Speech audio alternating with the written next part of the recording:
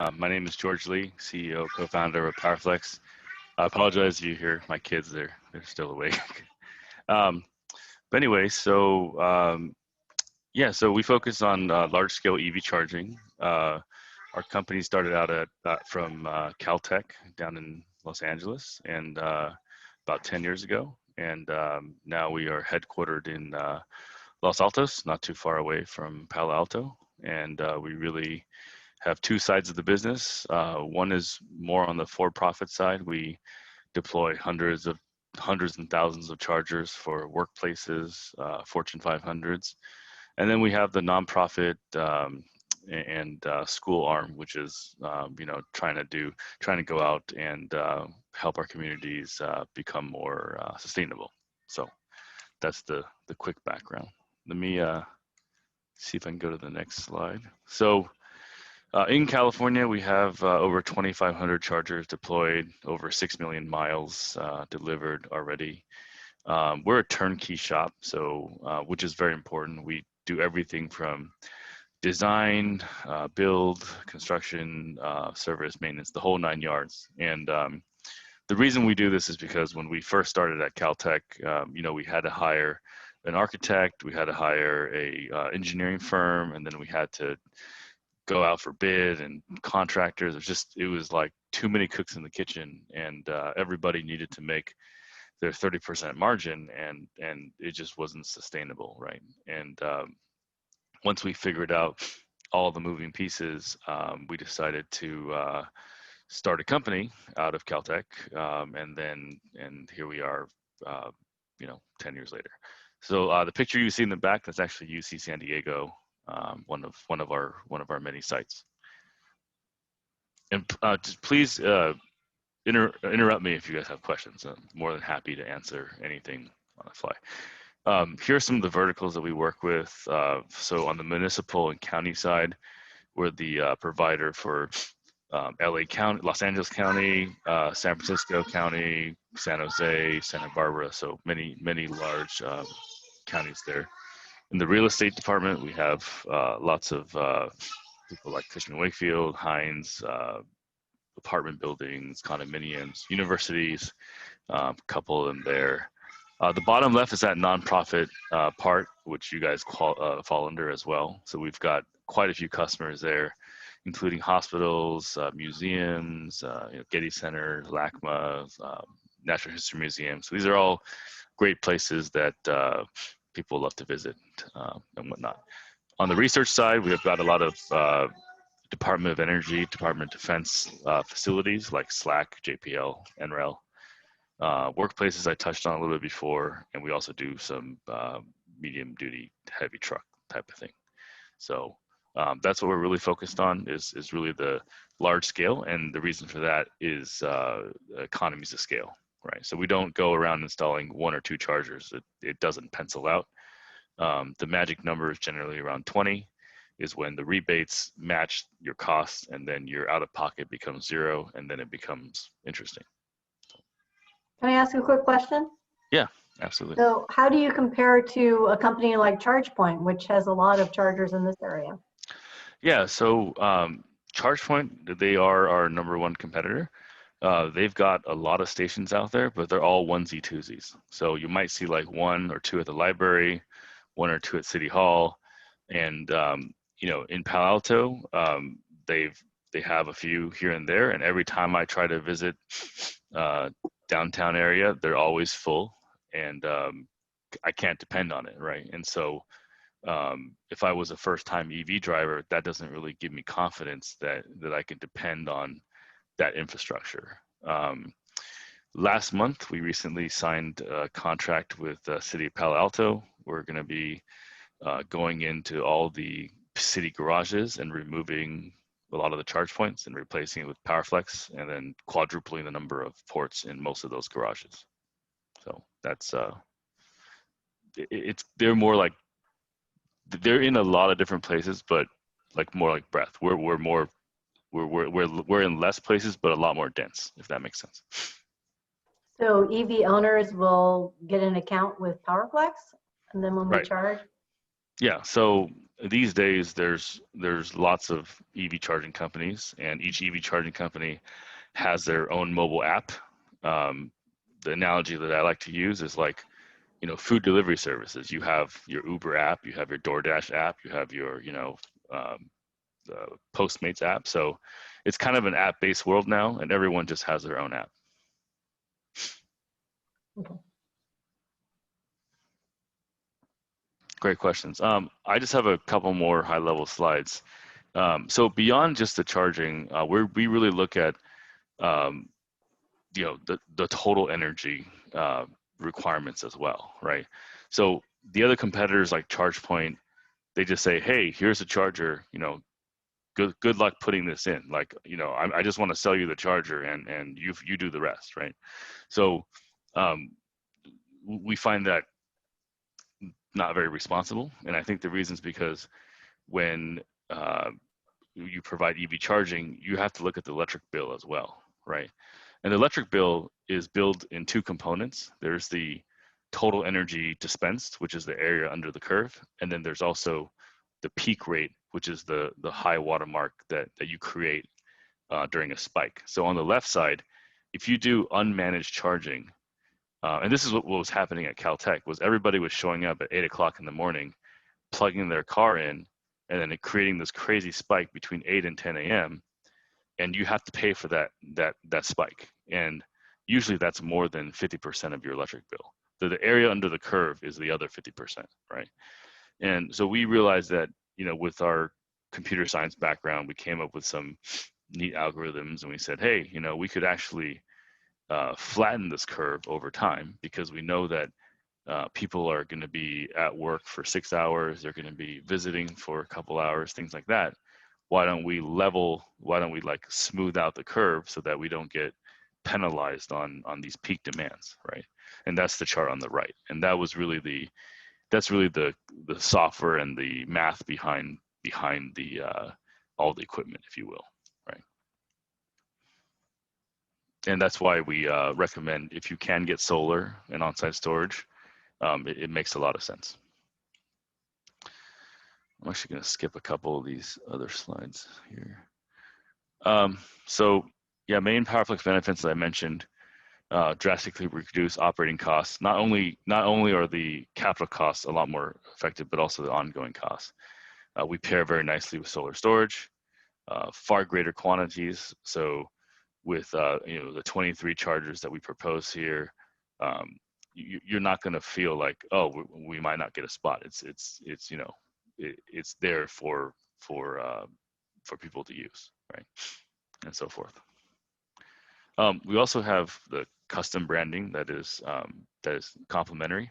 So this is a pedestal. This is a blue pedestal here, but it can come in any color you want. Most of the time, our customers will pick their company color or their school color. Like Stanford, we painted it Stanford Cardinal red, and so forth, right? And you have the logo on the front. So it's a cool little touch that we help our customers with. Here's a quick chart of comparisons between us and ChargePoint and other providers, and this really touches upon that one-stop shop, right? So we do everything that everyone else does and more. And be happy to go through any of these if it's of interest. I think you guys have these slides, so you guys already seen this more than once.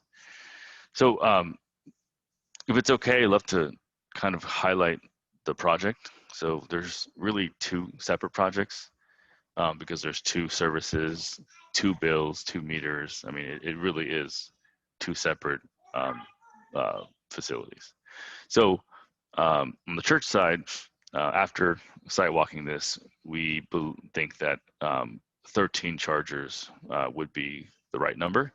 And when we don't just pick that out of the air, we look at the geometry of the parking lot, we look at the use case, we look like, okay, how many spots would make sense? Like, where would the accessible parking be? Where's the power source? How long's the run? Like, there's a lot of things that go into that, right? So here is the rough plan, and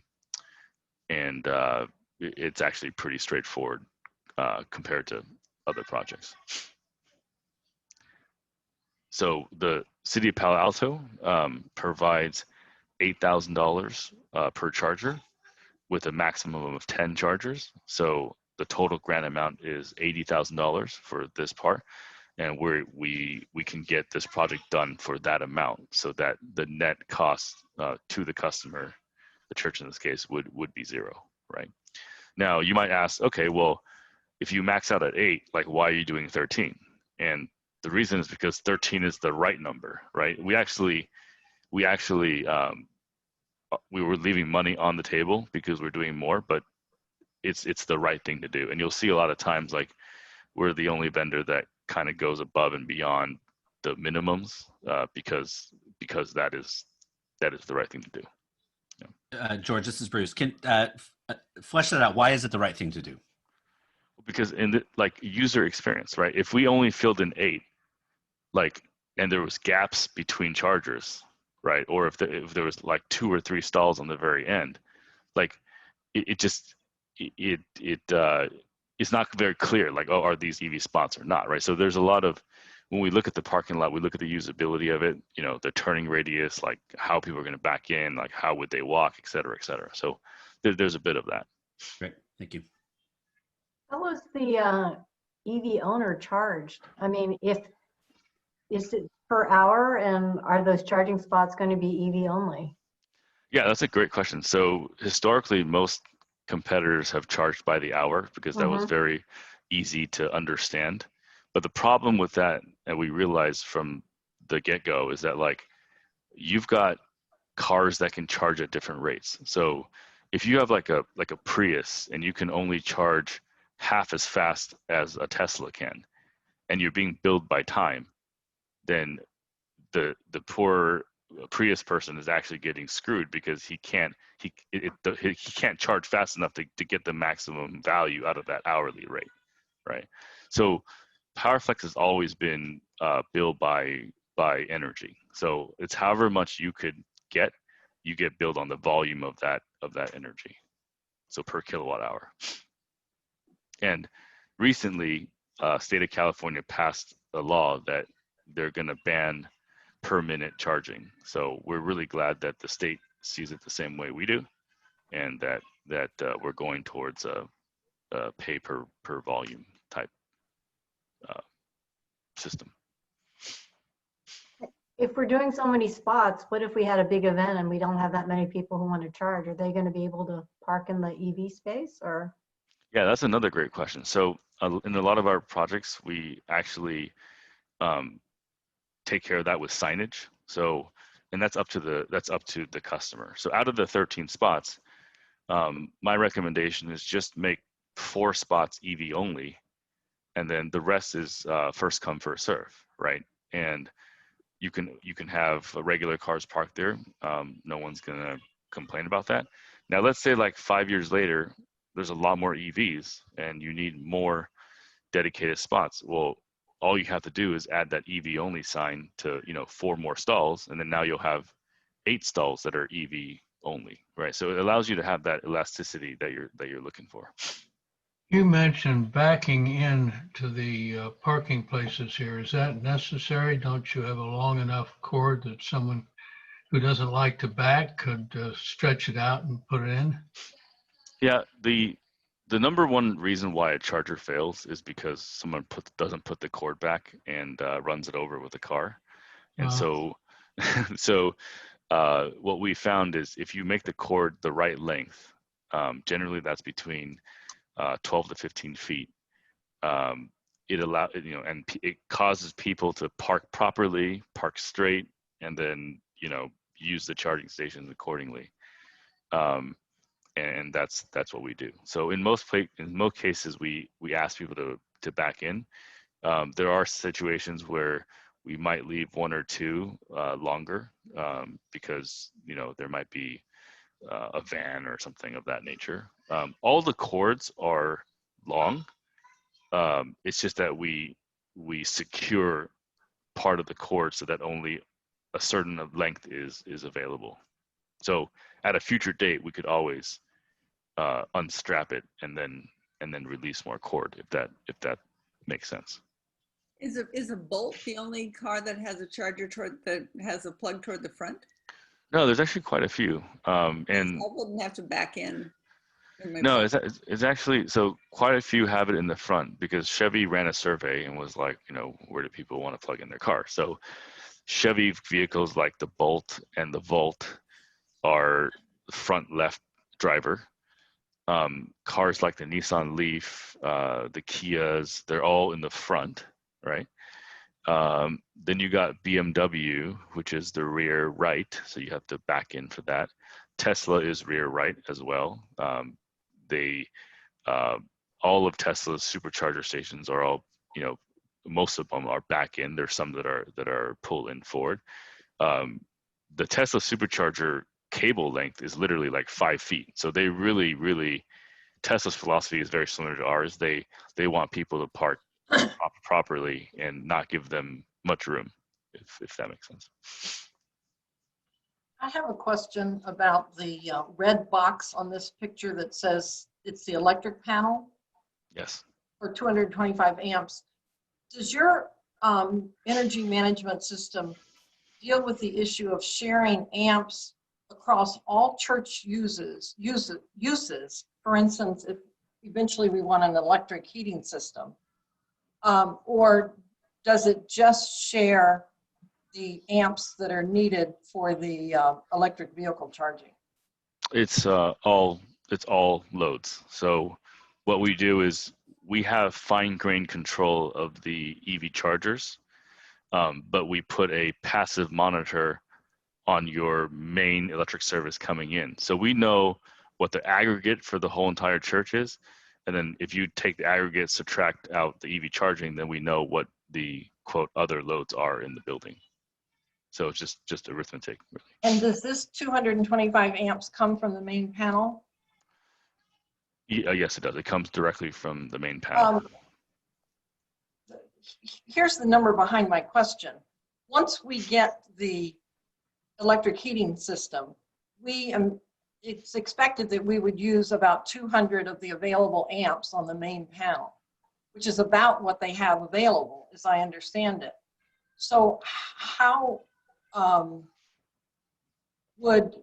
if your system integrates all electric uses at the church, who controls it, the church or your company? So Powerflex only has control of the EV chargers. So we give priority to the other loads like HVAC in the system. So just because we have a 225 amp panel connected to the main doesn't mean that we are requesting 100% of 225 amps 24 hours, 7 days a week.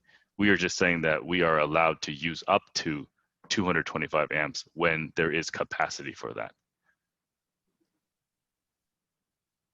Does that make sense? Yeah, and all right, the other questions can wait related to So that. like one example, let's say, so your main is 550 amps, right? And let's just say we take a measurement and it's currently at 100 amps. So it's pretty idle. So our system will know, okay, we can use the whole 225 amps right now, no problem, right? And let's say a couple air conditioning units kick on, and now we read the signal again, and it says, 400 amps. We say, oh, okay, well, we don't have much capacity right now, so we're going to slow down our charging to give priority to the HVAC, right?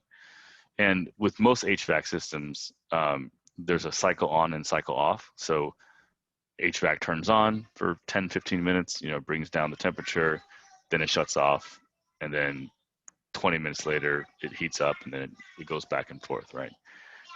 That's a traditional HVAC system. Now, there are other HVAC systems that are variable speed that level that out. Our system works with either because we're just looking at the aggregate load anyway, right?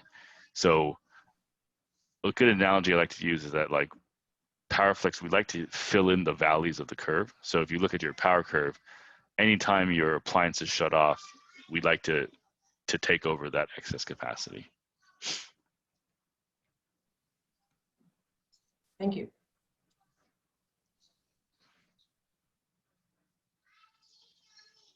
Cool. Okay. Next slide. here's the financials behind this. So we like to bring our own funding, and that's really what we're good at, is looking at what incentives are out there and then, pitching that, as a turnkey solution. So we are committing that we can deploy 13 chargers here, turnkey, for $80,000, and the CPAU rebate is $80,000. That'll be paid directly from CPAU to Powerflex. That way, it doesn't have to go through the church, which is convenient. And so the total would be zero, right? Now, on the monthly fees and operating and maintenance, so what Powerflex does is there's a low carbon fuel standard credit, and I'll explain that real quick, that this is a cap and trade program administered by the Air Quality Board. And what it is that the polluters in our state, like the refineries, Shell, ExxonMobil, all these guys, right? They have to actually pay for the carbon offset that they're creating, right? And on the other side, EV companies like us and other carbon friendly type of things like biodiesel. There's all these types of fuels that are like less carbon intensive, right? And electricity is one of them. So what that means is whenever we use electricity to fuel an EV, the state of California will give us a carbon credit, kind of like a thank you for not using gasoline, right? And we take those carbon credits and then we monetize them by selling it to, in the market. And we use those proceeds to fund the operation maintenance, the monthly networking fees, and that's how we get the ongoing costs to zero. It's a very popular program. I would say 95% of our customers opt in to give us the LCFS credits to waive the fees. There are some customers that rather pay us for the networking and maintenance, but those customers are generally like UC San Diego, where they're already claiming a ton of credits and they want these credits, and they rather just pay us face value for our service. So any questions here so far? Are there 10 chargers or 13 chargers? There are 13. But we can only get the rebate for 10. Yeah, that's the maximum allowable by this program. Each program differs. There's programs that have 20 charger max, no max, but the Palo Alto one is 10. Just curious, if we didn't use the monthly network waiving thing, how much would it cost to pay you? Typically, market rate is about $30 a month per charger. So times 13 would be like, what, like 450, 400 bucks, 400 bucks a month times 12.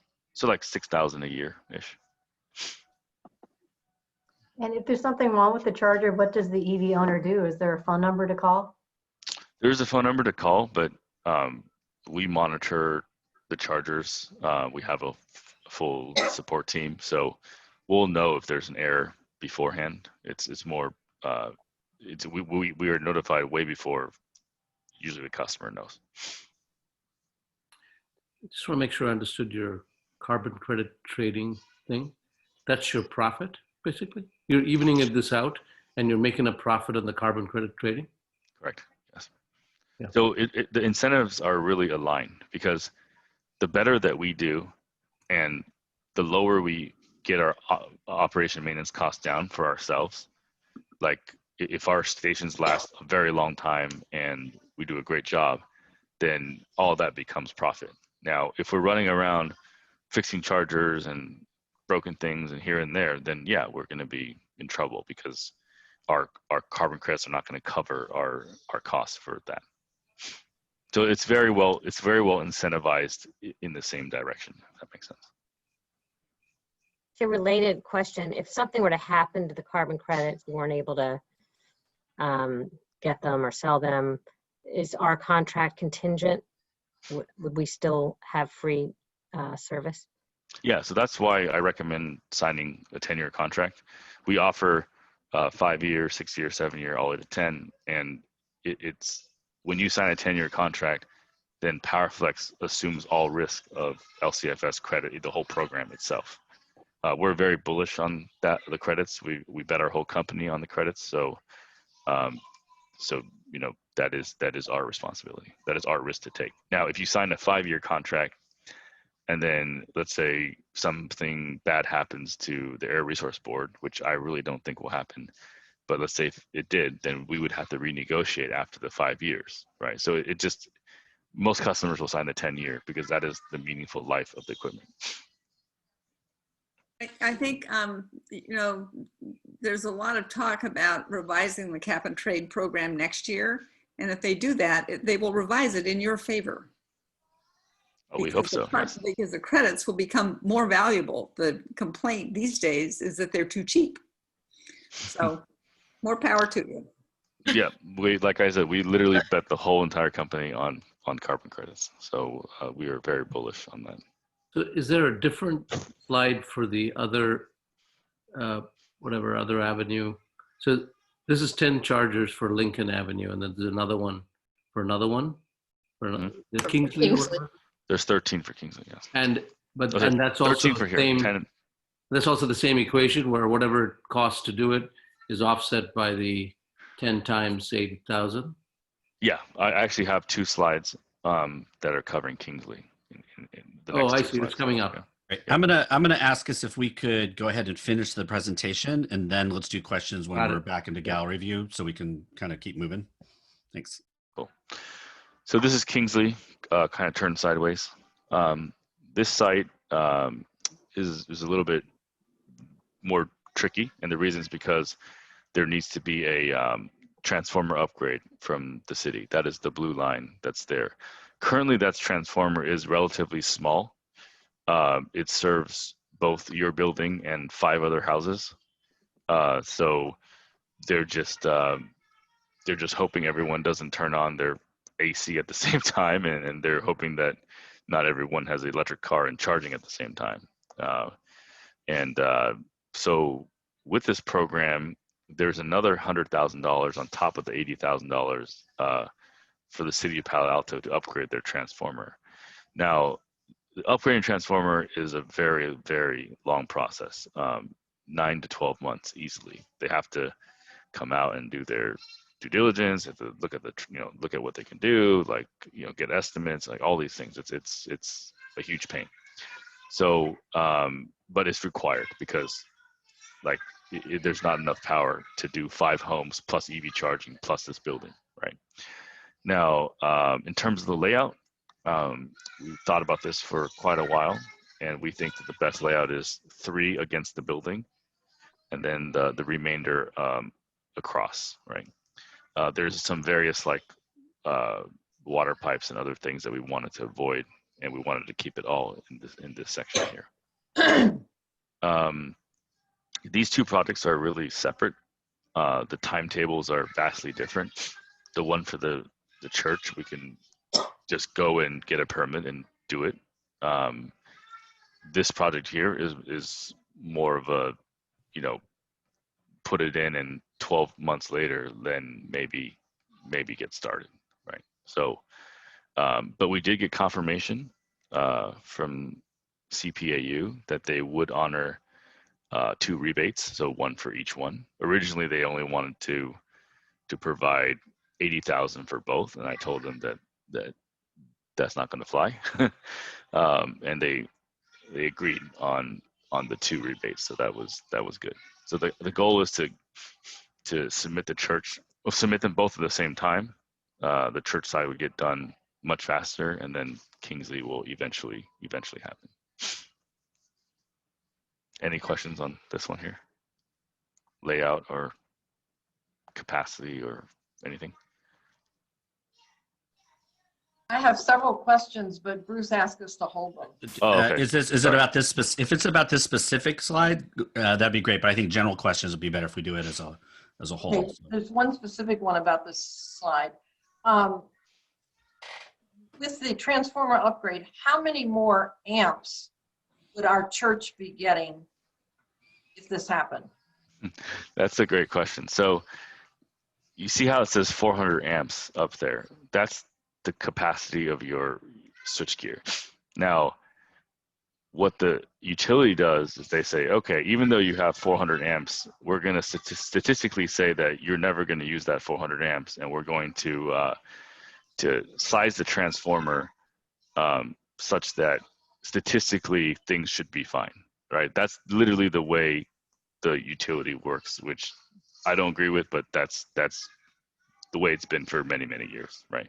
So for example, like the 5 different houses, they both have about a 200 amp service, should be around there. So 5 times 200 is 1,000, plus your 400, that's 1,400 amps. That transformer, if 1,400 amps went through that transformer, it'd probably explode. Like that's not that big. I think the size of that transformer, if I remember correctly, I think it was like a 75 or maybe even less.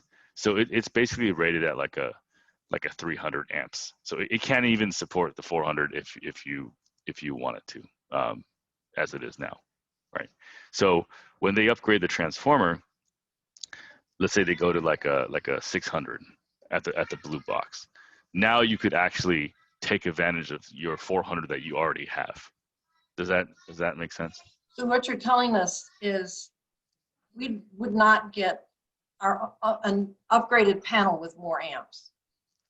I mean, you could ask for one, but it's just, I don't foresee a need for more than 400 amps for the single building, if that makes sense. Yeah, that'll have to be thought through by our electric people later. Yeah.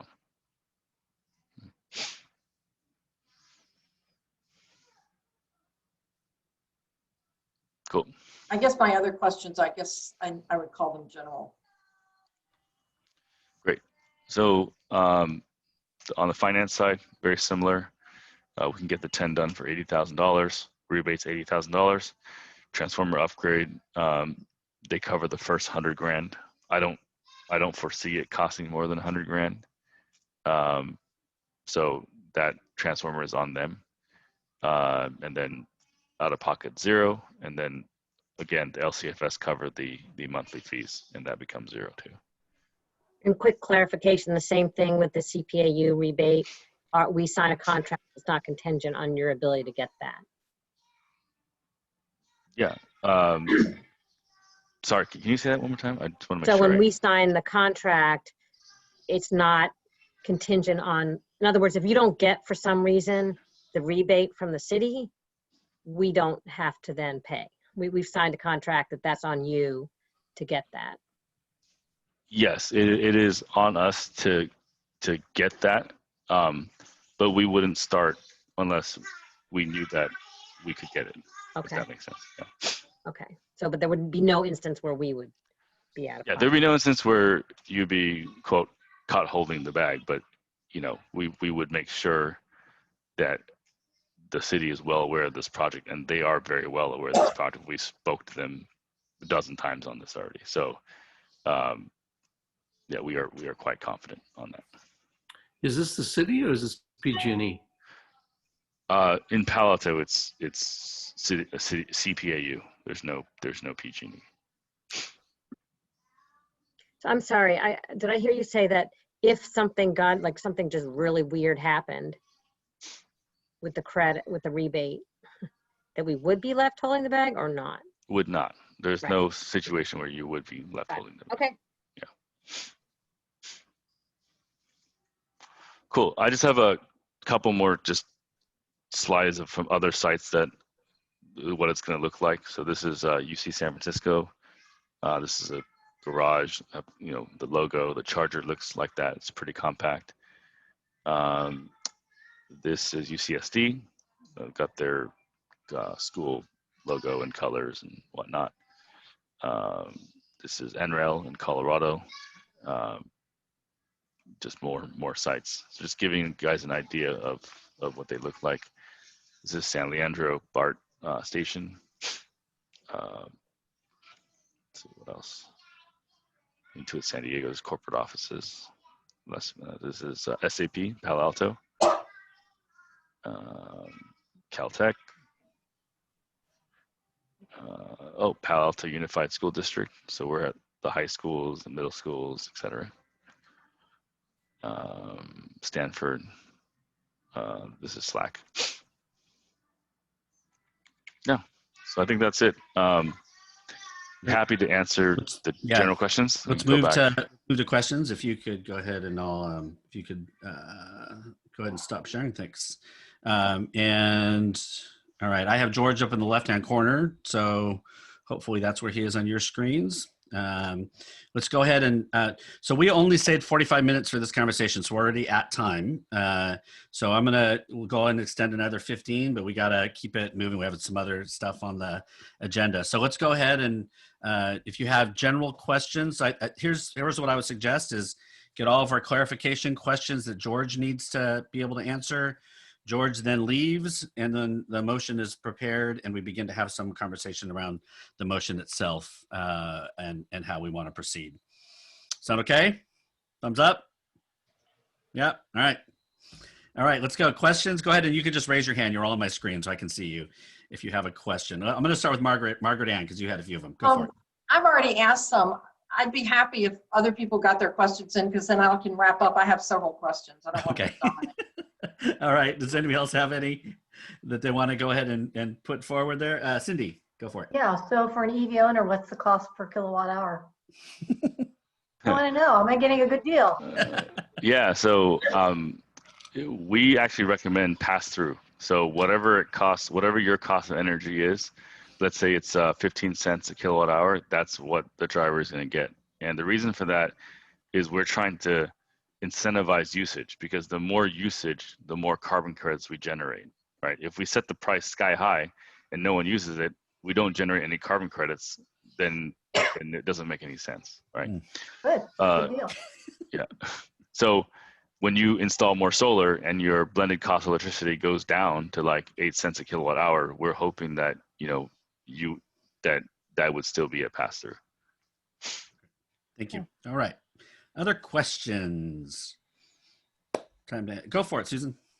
I'm curious if we're expecting this would mainly be used by churchgoers, or like I know for ChargePoint, like we can seek out the ChargePoint stations when we're going other places. Like, do we think there'll be a lot of external users who are going to start parking in our parking lot to use the station?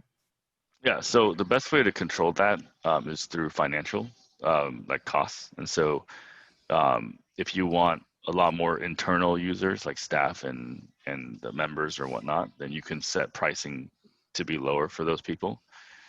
If you want to invite the community in, then you can set community pricing to lower. So people really, the best method to shift behavior is through financial instruments. And who decide? Do we control that, or do you control that?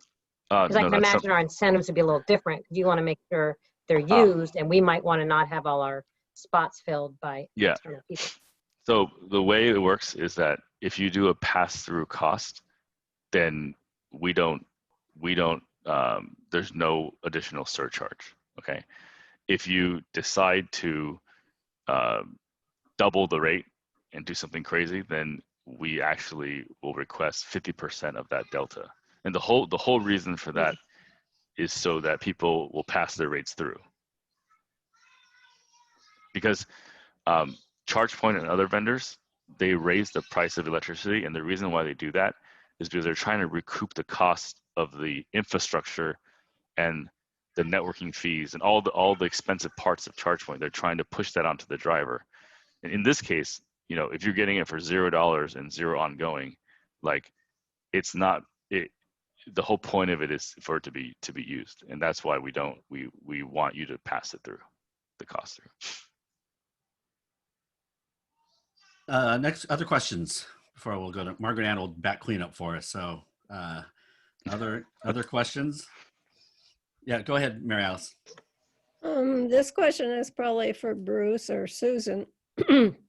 We still have a contract with Castellea on the Lincoln parking lot? We do, yes. how is this going to affect the Castellea staff who use our places? So and this would be bouncing it to George, what I was hearing is that if our parking lot is full and we need it to be full for certain parts of the day, that they can park in those spots and not use the EV, except for those, you said 3 or 4 that were EV only. Is that right? Yeah, you can signage it however you like. Like you can make none of them EV only on the Castellea side if you want. But most likely, I think the school's going to have a couple teachers that will have EVs, and they're probably going to want to plug in. And I assume we can find that out from the Castellea staff. Thank you. Great. All right. Other questions before I go to Margaret Ann? All right, Margaret Ann, you're up. Okay, I can actually speak to that a little bit, Mary Alice. I used to monitor the parking lots for EV cars back when we were doing the task force. And I was here once a week, midday. And I rarely saw more than maybe one EV car from the Castellea group, and maybe 2 cars on the Lincoln Avenue side that would require EV charging. So that actually relates to the several questions I have about what assumptions is Powerflex making about who would park in these 23 spaces. If right now during the week there are maybe 3 cars, and some of those may come and go, may be here just for an hour, and the people may have charging at home and they just charge every night.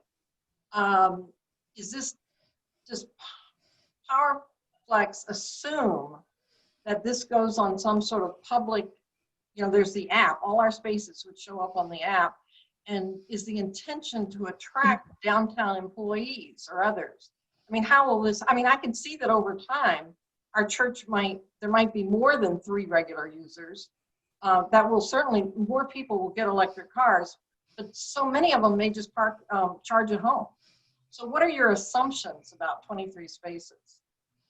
So for our nonprofit and schools divisions, like we have no assumptions. Like it's something that we're just really doing for the community, and it's not, we don't have any revenue tied to the usage for these cases.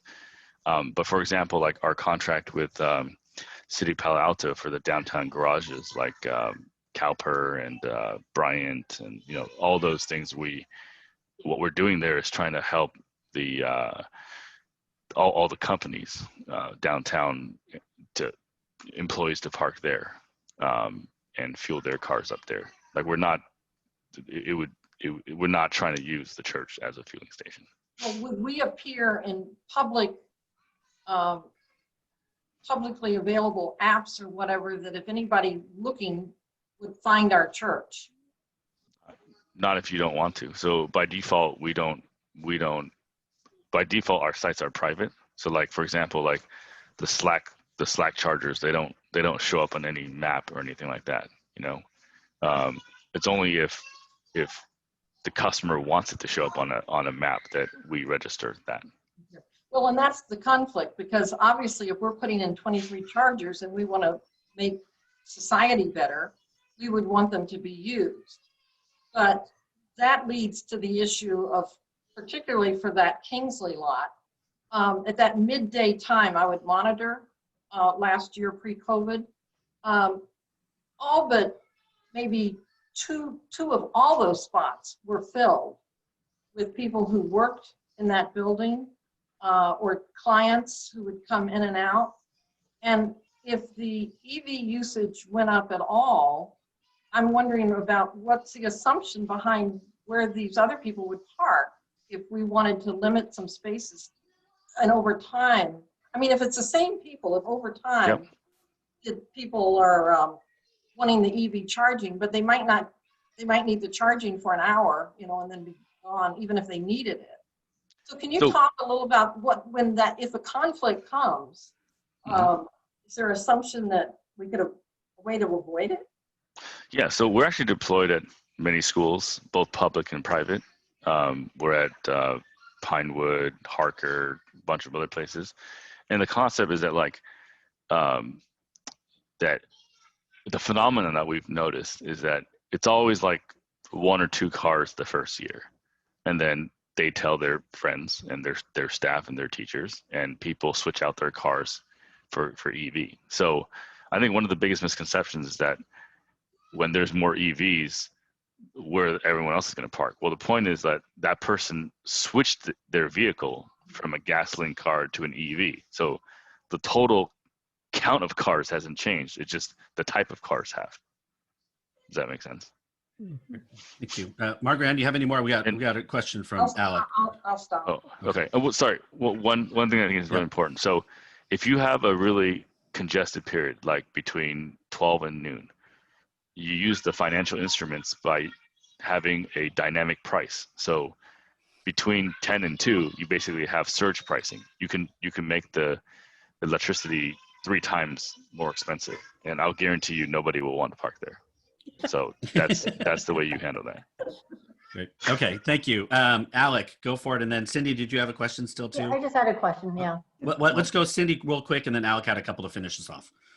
Go ahead, Cindy. Okay, so how do you get the EV owner to get their car out of that spot so somebody else can use it if you're charging by kilowatt hour? So you're saying that there's going to be a surcharge if you're not taking any power out of the charger, all of a sudden you're paying for time? Because that is a problem with the contention of not enough EV chargers and too many cars. Yeah, so we actually have a very drastically different philosophy around that. And the concept is that like we don't actually make people move their cars. The point is to provide enough ports so that you're not playing musical chairs with the parking spot, right? So we actually don't, we rather not charge a overstay fee, if that makes sense. Like you're welcome to park there all day if you want. The spot just happens, the spot just happens to have a plug. Then that's kind of the fundamental shift in thinking. So again, like when you only have 2 chargers, yeah, you got to cycle these people in and out. But when you've got 23, like I don't care if you squat there all day. All right, Alec, go for it. So as the working group knows, I expressed back to them a number of concerns about this proposal, and George has been very good about trying to respond to them. And I think that's a conversation that's best continued but offline. But I did have 2 things that came up here that struck my interest. One is, George, with the 2 proposals, could the church choose to do one but not the other, and would that still be of interest to you, or does that drop it below kind of the viability standpoint for you? They're both independent. We'd be happy to do so one, either, or none. And the other, you may or may not know, when the church started talking to the city last December, at that point, they clearly were just kind of getting this program off the ground. We seem to be one of the first people in dialogue with them. I gather the attraction of free means there are a number of people who've now applied. Do you have any sense of, how subscribed the program is? And is there any potential that we could apply and the city would come back and not just say yes or no, but might come back and say, well, we'll approve the project, but only for, half the number of chargers that you asked for? The problem with half the number of chargers is that there's going to be significant out-of-pocket costs, right? Because the costs are nonlinear. And so you need to get to the full rebate amount for it to make it zero out. So that's really the issue. But that's from your standpoint. I guess I'm wondering if you have any sense of what the city's doing.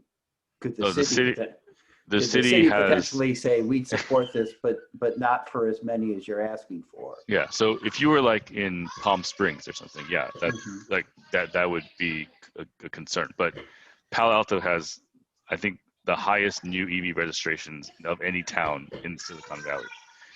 So it's really good to not. If I were to pick anywhere to put chargers, I would put it in Palo Alto. Oh, sorry, we are working with several other nonprofits.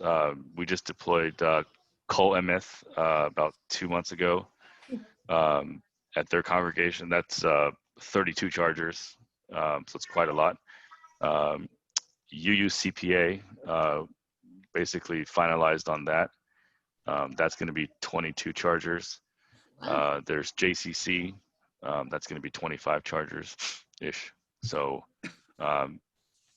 there's quite a few. There's quite a few interested parties, I would say.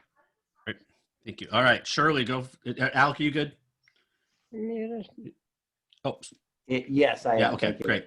Shirley, go for it. George, how important is the timing here to get into the queue with the City of Palo Alto? Oh, extremely important. So budgets for 2020 were made in 2019, and things were great then, right? One of the best years, right? So any funding for 2020 was already decided, and you want to get that secured. Funding for next year has been on the chopping block, and I would get your app in as soon as you can. Even if you don't, let's say you get your app in and then 6 months from now you're like, I don't want to do it. Fine, I'm totally okay with that. That's not a big deal. Yeah. But at least secure it so Okay. you have the option. Great. Thank you, Janet. And then I think I'm going to try to wrap us up. In that vein, what kind of agreement do you need from the church in order to put those applications in? What quality of contracting will you require so that we can say go? For nonprofit and schools, just a letter of intent, I think, would be fine. For corporate offices, we usually ask for a much more multi-page contract style type thing. Do you have a model of that letter of intent?